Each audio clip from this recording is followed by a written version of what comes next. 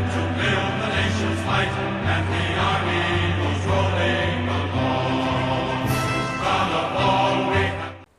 Hello everyone, hope you're doing well. Today in War Thunder, it's time to talk about some predictions and some ideas for this year's Operation Summer. One of the things that we saw last year was a massive expansion into a new system of Operation Summer when it came to the way you actually grind out vehicles. The workshop was involved, parts and special parts, the market was heavily involved. Overall, I thought it was an incredibly positive change when it came to how events run. Now, we've had a little bit of a topsy-turvy time since then, especially with the Battlefield Engineer event, which definitely puts at least a sour or a bad taste in my mouth when it came to overuse of the market, let's say, or insistent need to use the markets instead of being able to grind it in the game itself. But when I look back to Operation Summer and the IS-7 event itself, I have generally good positive thoughts of it. I didn't think it was too hard to grind.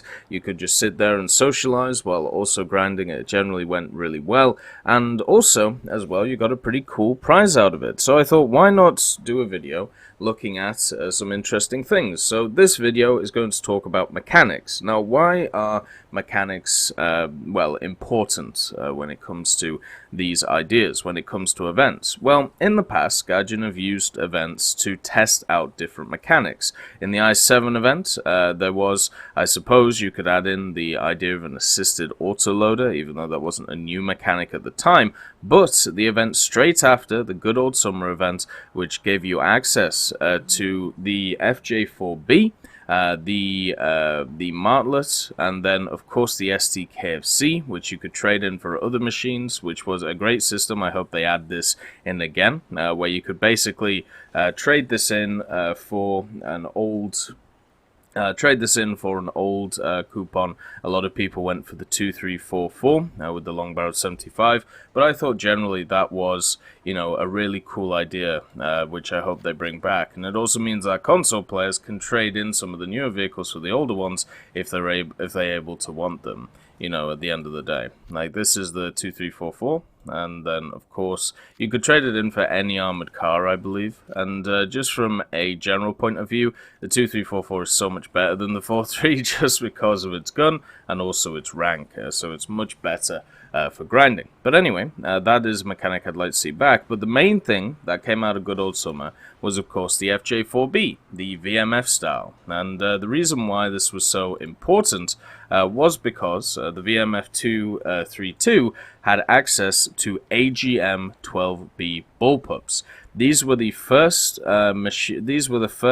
style of guided munitions that we had when it came to the air in War Thunder. Before the point of the FJ4B, we didn't have anything in game which resembled anything which would be seen as guided. You could say that we had the Fritz X in the form of the guided bomb.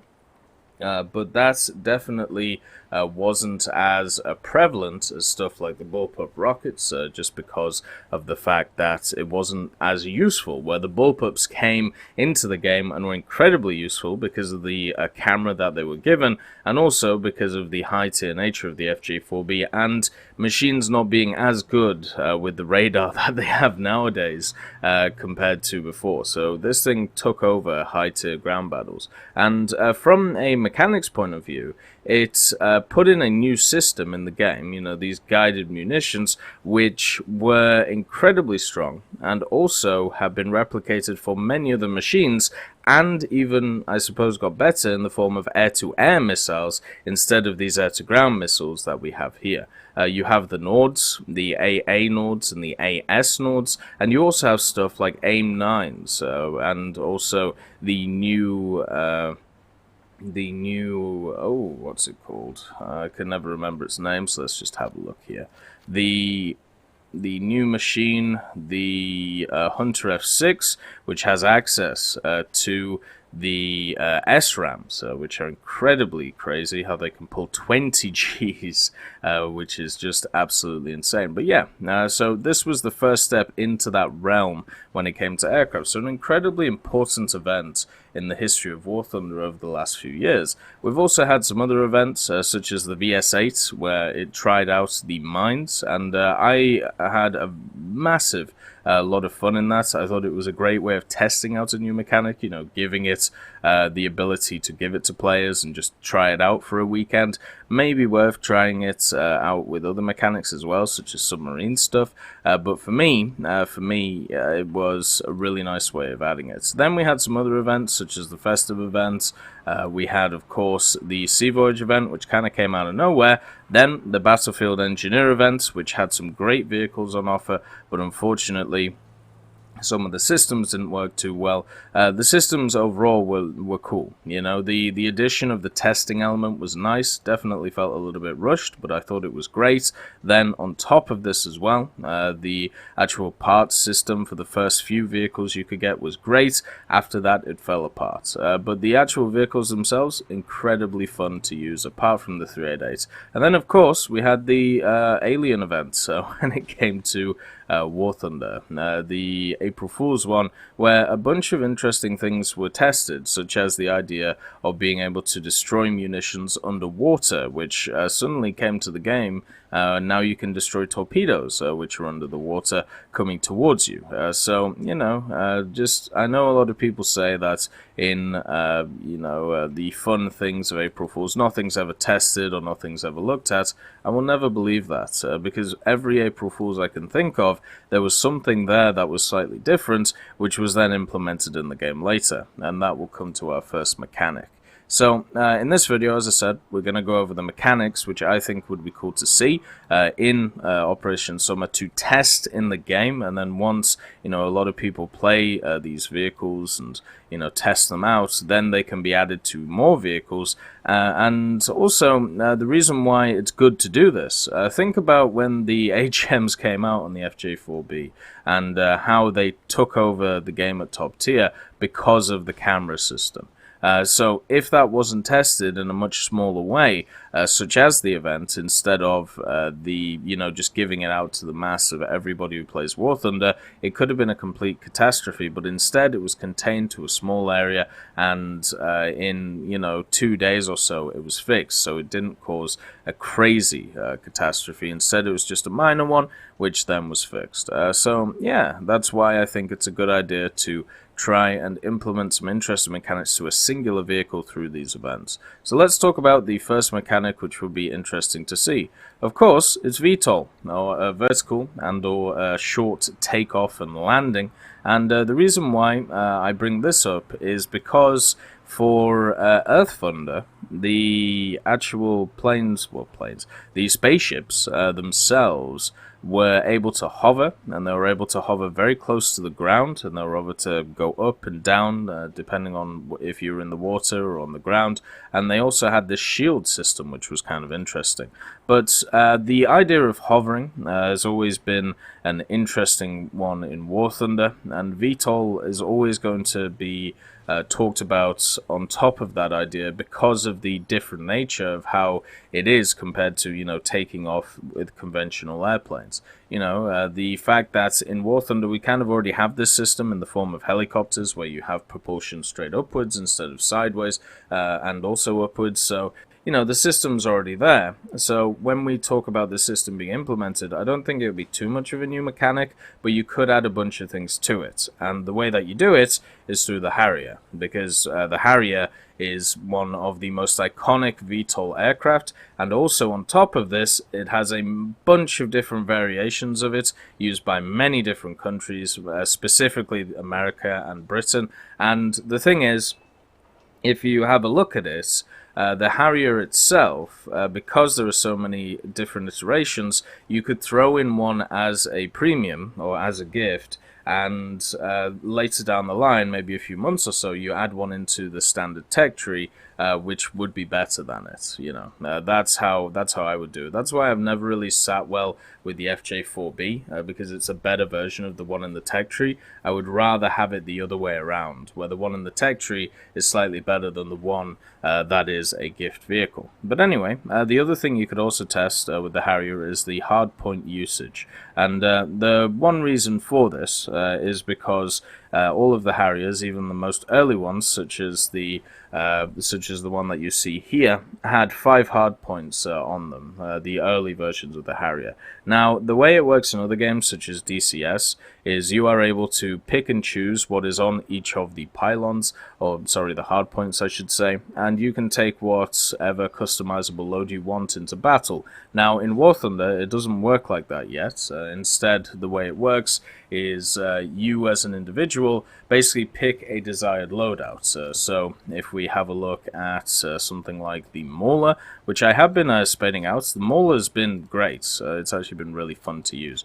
But if you have a look at the Mauler, then you can see here that without load, it looks like this, and there isn't really anything underneath. But then once you start adding stuff to it, you then have a bunch of different areas where stuff can be held. So this is the 3 torpedoes and the rockets configuration that you see. But other aircrafts, they have designated hardpoints on them, and there must be an example in game. Like, does the standard FJ have it? No. I think that there is definitely one in game which has designated hardpoint areas. But the main thing is, at the end of the day, is because that is a part of the game, why not add functionality for those hardpoints? Instead of pre-designated loadouts, why not give more of a chance for the individual to customize their own loadouts, so therefore, they can be much more useful in the whatever battle they're fighting in. So the Harrier that I would put in would be the G3, one of the earlier Harriers, just because it wouldn't be as good as the later ones. You're pretty much looking at about 730 miles an hour, which is not supersonic, and also it could only reach Mach 1 in a dive. So, it still could only reach 1.3 Mach. So, at the end of the day, it's still slower than stuff like the T2. The Harriers were never, incredibly fast aircraft. They were more, at least in my opinion, more multi-role in their sense, with some really cool ideas, such as the VTOL idea. But it has two 30mm on it. It also has 5 pylons. It could carry around about 5,000 pounds of ordnance, which included 4 pods of 18 snebs each, 2 AIM-9s, and also unguided and guided bombs. So that's also something else to talk about. And the 730 was, of course, at sea level. So you could easily add in a Harrier. It would get many people incredibly excited. And the reason why I'm bringing up some top-tier vehicles. So for me, you know me. I don't really like the idea of top-tier gift vehicles. I don't like the idea of people who have very low level accounts being top tier. Generally isn't a very positive experience for them. It's also not a positive experience for their team. It's much better to progress gradually through the trees and be able to play through them and gain more experience, and then when you get to the top tier, you have a higher level of play. But the reason why I'm bringing up more modern stuff is because, first of all, the FJ4B VMF exists. Second of all, the Macabre exists at 8.7. Then, of course, we have the HMS Tiger, which sits itself at 5.7, the highest BR in ships, and this is, of course, a gift vehicle. So, at the end of the day, when I think about it, we already have top tier, full top tier vehicles as gift vehicles in the game. Therefore, using that standard, we can talk about things like the Harrier being added. The next idea is the idea of laser-guided munitions, mainly laser-guided missiles, and also you could throw in laser-guided bombs, which were the ones used during Vietnam. So the idea was a target would be illuminated or painted by a laser designator on the ground or on an aircraft. The missile would be launched, and the seeker on the missile, which you see on the front here, would guide in the rest of it towards the painted target. So pretty simple, it's not too flashy. The only issue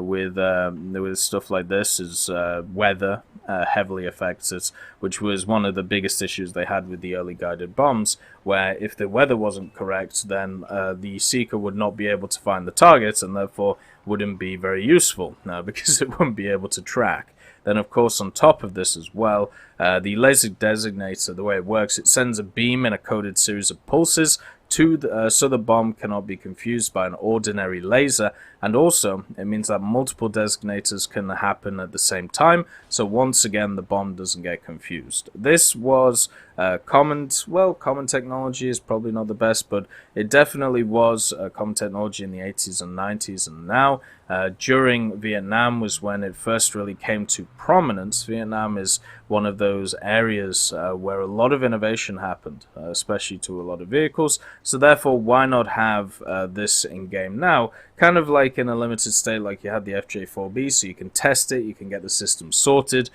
you can be able to designate stuff from the aircraft and then fire it in, so it kind of seeks whatever you've designated, and stuff like smoke maybe can get in the way, or the countermeasure would be the weather or the distance that you're firing at, or just physical objects such as buildings and things like this. It'll be interesting to see how it works in aerialistic as well, but for me this type of weaponry is coming to the game. The question is just when. The next one is a return of an old mechanic. So I thought the mine mechanic was really cool when it came to War Thunder. And we got the VS8 shell in November, which we talked about in this one here. Let's just see this one. So the Minefield ahead, try out the VS8. I thought it was a really nice mechanic. I hope that soon it comes to the game in a large way with Minelayers for each of the nations. I really think as a mechanic in itself, it was great for defending points. It wasn't so good when you were on the offensive. You needed your team to give you that initial push to get you past points or past areas, so you yourself could lay the mines in a defensive posture. I'm still dealing with the idea of whether they should be timed or not, the mines. I think personally they should be a little bit longer. If you're going to have them timed, it should be longer than 2 minutes, maybe 3 or 4. But I can understand why the limit is there, because if you get 3 or 4 of these on a team and you get the initial advantage, they can just keep plopping mines all around the ground domination zones. There's not really a lot you can do about it. But the hard thing with stuff like the VS8 is getting the initial offensive win, so then you can create a defensive barrier. So I thought the gameplay that it added was really fun. I liked the fact that the explosions were hull destructive, so they destroyed pretty much anything they touched, and it was just nice to see new mechanics in that kind of way, in that testing environment. So I think you could definitely add something similar to this. Maybe not the VS8, maybe a different boat, maybe for a different nation. I'm sure Japan has some mine layers, and also, with Japan, since it's the new naval nation and it's just got released into OBT, it would make sense if it gets itself some form of new gift ship to try and get people interested. The next one is on the same idea of the mines, but instead we're going onto the ground. So this is the Goliath. It's the tracked mine remote-controlled bomb. If you don't know what this is, the Goliath was created by the Germans in World War II, and the idea is it would roll along in its incredibly small state. It didn't carry a lot of explosives, 60 to 100 kilos, I think. And the idea is you would remote control it under an enemy vehicle, and then you would explode it. And it actually had a decent amount of success. The time that this was around, though, the Germans were thoroughly on the defensive. So therefore, the conventional mine idea would also have worked incredibly well for them, especially in the heat of battle. So overall, the Goliath would be a nice little thing to add. No idea how you balance it, no idea how you how you implement it, like whether you implement it as something which is like a power up is the wrong word, but a kill streak in arcade and in realistic, maybe the way you do it is you're able to use like one a match or something if you're Germany. Who knows? Then we get into some interesting areas, because obviously other nations used other methods such as animals, dogs and stuff to try and blow up tanks. It didn't go as well as the Goliath, but it still did happen in World War II. So I wonder if each nation could get something comparable to this. But I still think it's a cool mechanic. It would be nice in some limited way to see, even if it was just in a PvE setting. The next one is the seed idea. So if you don't know what the seed idea is, it's the suppression of enemy air defenses. And this is normally done by physically destroying the systems or by disrupting them and deceiving them through electronic warfare. The main targets of seed systems were stuff such as the SAMs of the area and AAA. These seeds are very much modern day technology, and since we're going into the modern realm with aircraft, why not add some more modern mechanics as well alongside them? So an example of a seed system, I call it a seed system. Calling it a seed system is probably not best. You should probably call it like a seed munition. Is the AGM-45 Shrike. It was an American anti-radiation missile, and the idea was it was designed to home in on a hostile anti-aircraft radar. These were fired by many machines, including the Skyhawk, so we could definitely see the addition of a plane, just like the FJ-4B was, with these AGMs on top of it, to be able to deal with issues such as SAMs on the ground. A lot of these things massively outrange the SAMs, which is why I'm a little bit worried about them.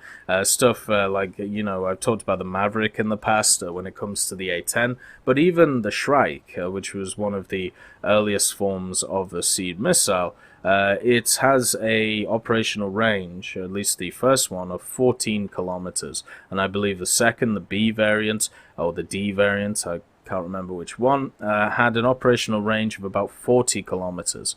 So this would pretty much blow anything on the ground out of the water when it comes to survivability, because you just wouldn't need to get close to it at all to be able to do anything. It also means that you could have some more stuff in enduring confrontation or aerialistic when it comes to specific systems and AI around the place. I think there's a lot of growth there, especially with some of these more modern weapons, which I'm personally looking forward to. I hope alongside all of the mechanics being added, we will also see a change in what they're fighting. Otherwise it won't really make a lot of sense. Like seeing a Shrike hit a T-34 or hit an M16 is a little bit crazy when you think about it.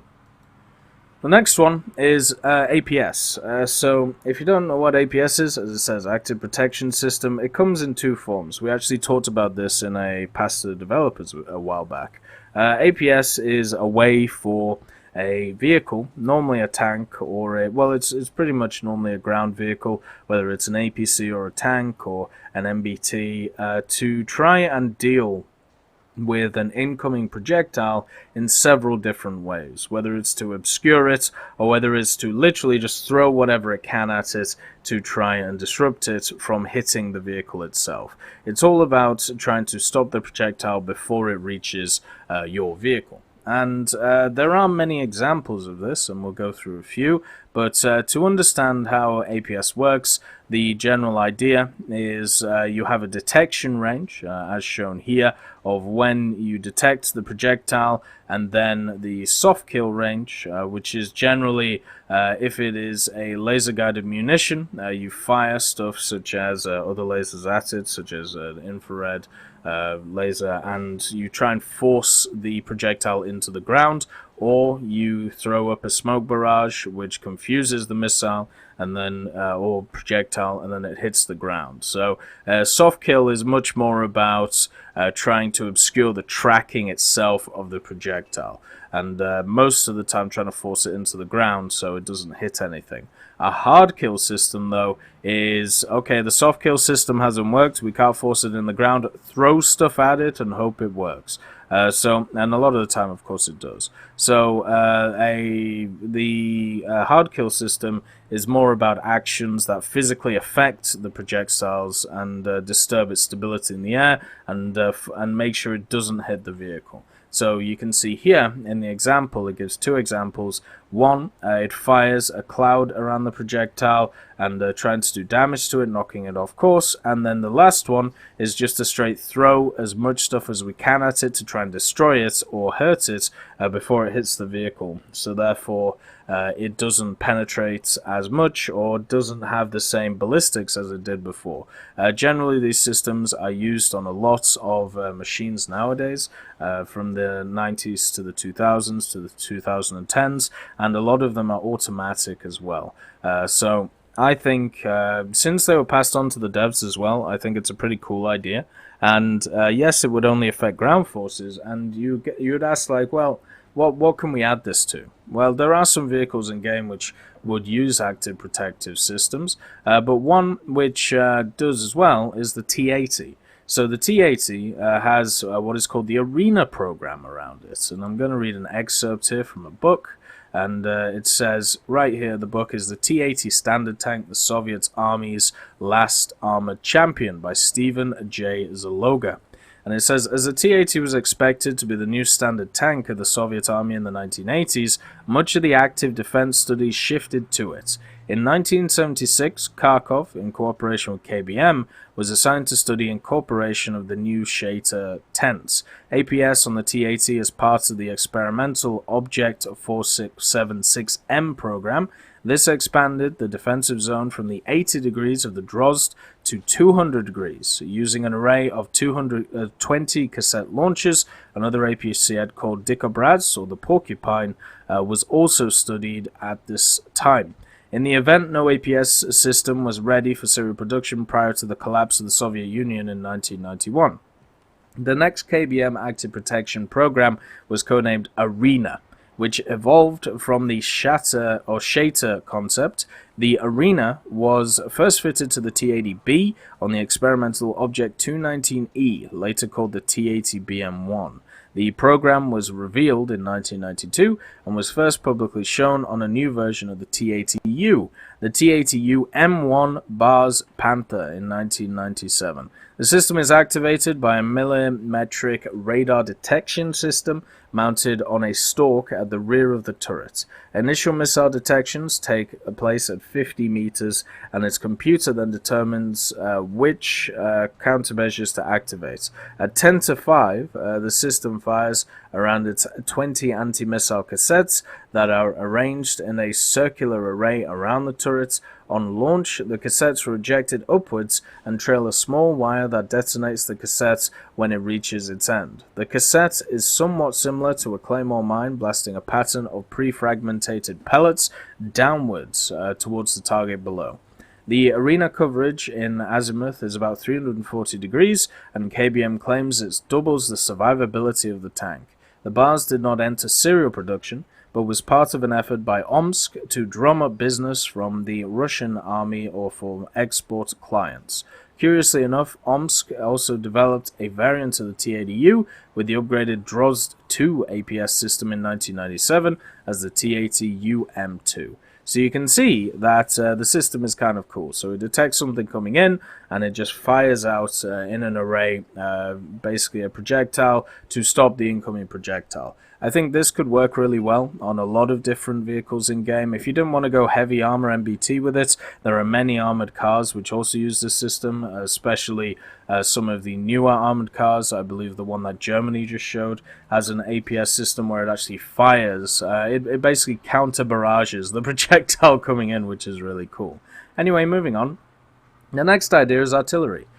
something that we've talked about a lot is some form of artillery targeting system and the way it would work in the game. Now, I've gone through a few different ways I think it could work, but I'm personally quite pessimistic about it. I don't like the idea of a machine being able to shoot you when you cannot counterfire back. I generally think that is generally a bad idea, and if you're using something like an Avery and looping a shot over a hill, okay, fair enough to you. But if you have a system which is designed around the idea of being able to hit an enemy at range and they can't shoot back, I think generally that's just going to annoy people. And we see this in a lot of other games such as World of Tanks and others. So for me, it would be much better to keep the artillery idea in the form of the vehicle, but don't give them any special stuff. So instead of throwing in the modern artillery vehicles, which would definitely have these interesting systems where they could pinpoint hit you from miles and miles away,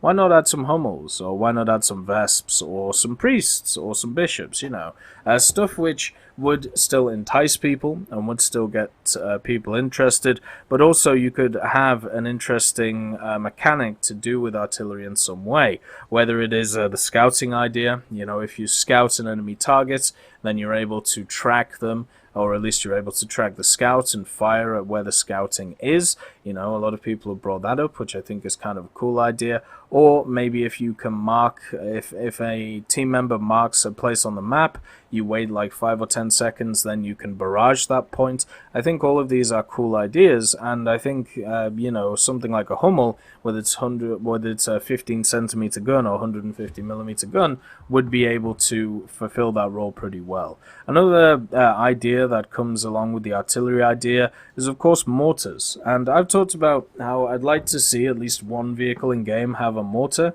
and not like a smoke mortar, but an actual mortar. There are many really cool and interesting Japanese mortars that exist, and a lot of them made their way on truck beds and things like that, and this is one of them, the Type 97. It's a 150 millimeter massive mortar, and the thing is, the way it would work is obviously you would have to shoot an arc in War Thunder and try and hit the enemy on another side of a rock, or try and dislodge them from their position, very similar to how artillery works in the game already. And you could screw with the reload to make it better or worse.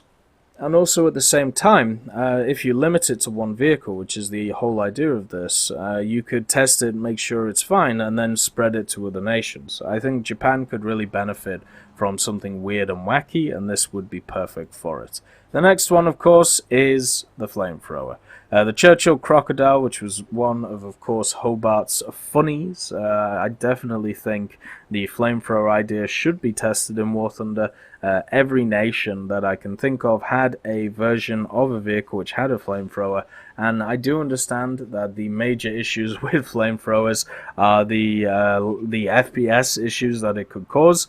As a person who is a veteran player of Men of War Assault Squad 2, after firing Willy Pete everywhere, or just by accident setting jungles on fire by accident, the FPS drop is quite astounding when it comes to it. And I think in War Thunder as well, I sometimes even have issues in FPS when I set a plane in front of me on fire, and it actually has the fact that it drops my FPS by about half just by looking at it. So that would have to be fixed. But if you just put in one single vehicle with a flamethrower, it doesn't have to be a Churchill. It could be pretty much any vehicle which had a flamethrower, just to give it a go, just to see how it would all work. I would be very much down with that. The next one is another one of Hobart's funnies, so the flail tank. And I don't really know how this would work in game terms, just because there are no mines in game. The whole point of a flail tank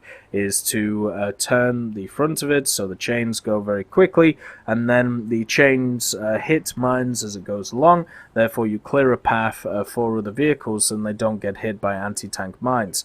So therefore the way it would work in game is you could use it as a physical weapon to annihilate armored cars who are very close to you, and also you could use it as a deterrent to other vehicles which are close to you too. And if we do add in ideas like the Goliath that we talked about before, maybe there is a place for machines like this. But I think instead of the flail tank, which is definitely an out-of-the-way idea, another idea would be, of course, the dozer. So the Sherman dozer is not one of Hobart's funnies. This was not really classed as a funny. This was just classed as a standard.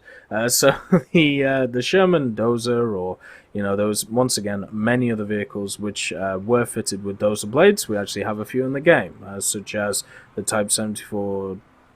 Wait, maybe the Type 74G? I'm not sure if it does or not. But the Centurion Avery definitely does.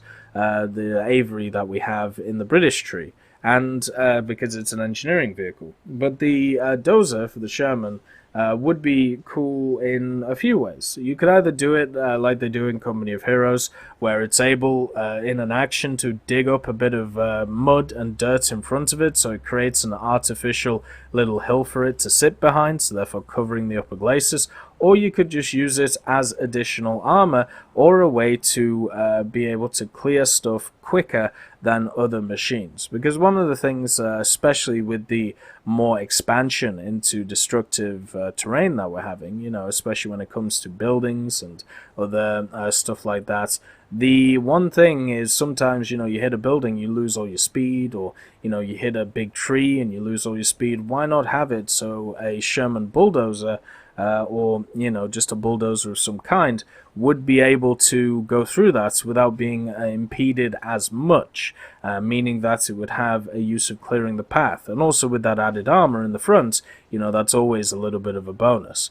So yeah, I think it could work well. When it comes to adding a vehicle like that for an event like this. So that is all the examples of interesting mechanics that I think could come, and some of them definitely should come for the good old summer event. And my main hope is APS systems and also stuff like AGM strikes, because I think that's the next big step when it comes to jet aircraft in War Thunder. And this is all predicated on, as we said before, the FJ4B and also the VS8, how they work in the game and how they were introduced. I'm hoping we get some interesting mechanics this time which suit them as well.